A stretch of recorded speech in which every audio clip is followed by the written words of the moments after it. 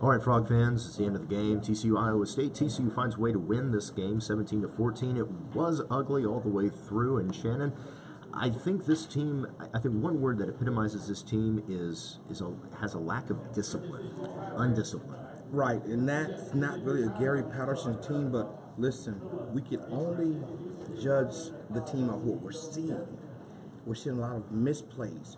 We're still seeing some missed tackles, but these missed tackles are in big time. No, we had a 3rd and 25. Banagoo looked like he had him dead to rights, and if he just slows down a little bit, wraps up, that's it. It's over. Isahaku didn't stay home on that, and they convert a 3rd and 25 that ended up with the 2nd Iowa State touchdown of the day. Everybody's got to do their 111, and what that means for you guys that really don't know football that well is if everybody does their job the way they're supposed to, we will have success.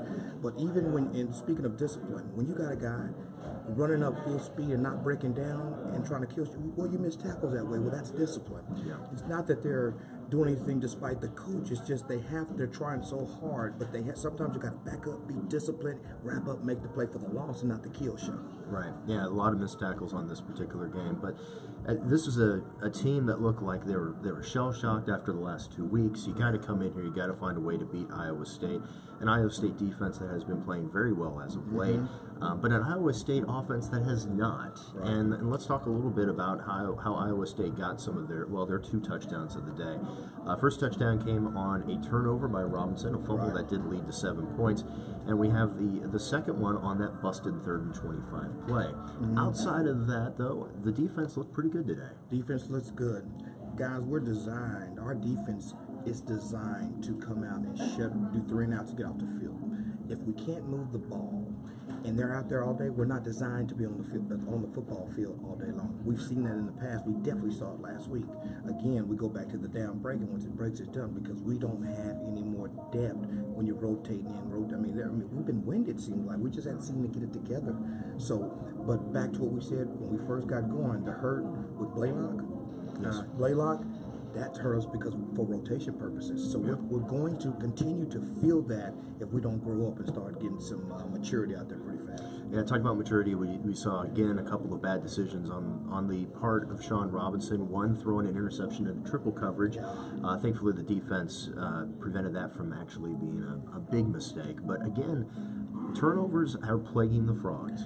Turnovers that leads to points. Yes. I'm willing to bet our quarterback play, and again, he's young, I get it, but at some point we have to adopt, or whatever our identity is going to be, that's what it's going to be. And we got to quit making excuses. You think through 5 games we'd have an identity at this point. So at that point, we got to quit making excuses. It's going to be, it is what it is, but we're probably leading the conference in turnover points.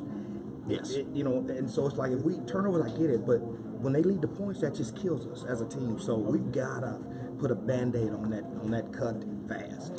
Well, one shining spot when it comes to turnovers, Ben Banagoo gets a scoop and score today on a play. Looked like he kind of ran out of gas at the 5-yard line. I had shades of Leon Lett there at the moment, the Iowa State player, kind of catching him on the sideline, but he makes it into the end zone and scores the only other touchdown for TCU on the day. Right. What'd you think about that play? That was an awesome play. Sometimes when you get the surprise, because I've had them, when you get the surprise balls, you're not expecting them. In your mind, you think you're running fast, but it's like you look like, when we look at other people, you're not moving. So I think he was surprised, but I'm glad he made it into the end zone. Yeah, another 20 yards, though, I don't know. He picks that up at the 50. I don't think he's making it all the way in, but really happy for Ben Banagoo on that one. That was well deserved. Yes, we needed it. Glad for the defense, because they definitely needed the turnover as well. So with that, again, TCU finds a way to win 17-14 against Iowa State. We're off next week, and we come back here at the Carter, and we've got a Thursday night game against Texas Tech. Time still to be determined. We'll figure that out. We'll post that on Twitter and Facebook and KillerFrogs as soon as we figure that out. So until then, guys, we're signing off from the Carter. Knuckles up. Go Frogs. Go Frogs.